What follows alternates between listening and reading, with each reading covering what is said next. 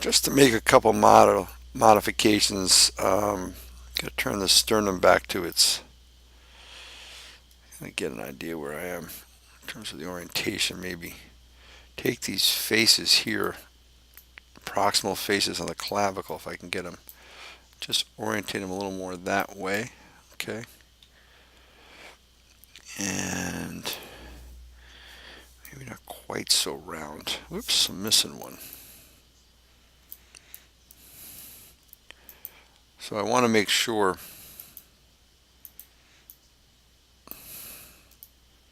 I get all the faces here. Maybe not quite so round. Okay, so I can pivot there. And this will be a little bit of a challenge to get that head and the um, articulating surface of the sternum to match up. So what I might do is go back to our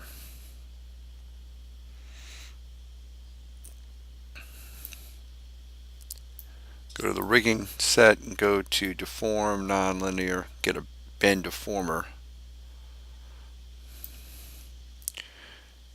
orientate it.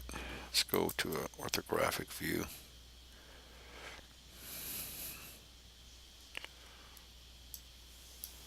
Orientate it to the, that's about right, I guess. Axis like this. Let's see if I hit the T key. Okay, so that's good. I want to bring that down, just so there we go.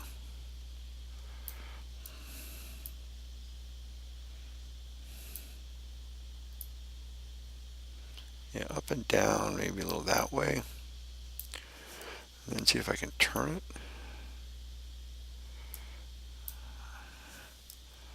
And maybe bring that a little back that way.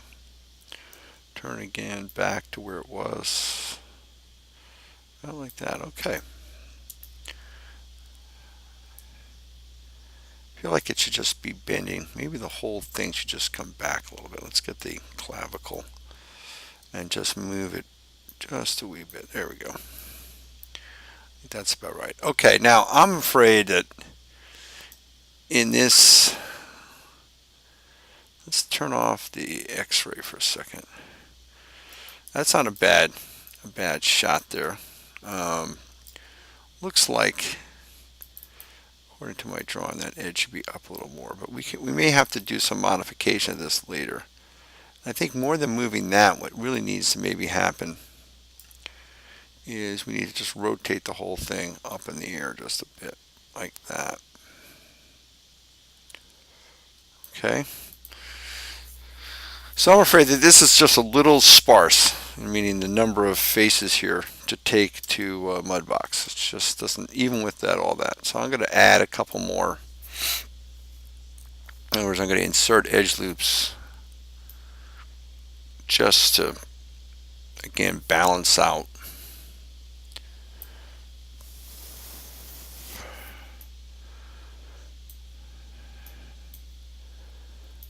Now I have to be careful when I do this to see if it's going to create any problems. And again, I'm going to put one right here through the middle because I'm guessing that we probably won't see the posterior surface or maybe the bottom. And what I'll do is I'll use that edge in 3D Coat to make my model. Let's see what that looks like now. Okay, so see, we didn't lose any form. We got pretty close, all right, to what we want. And that's about it.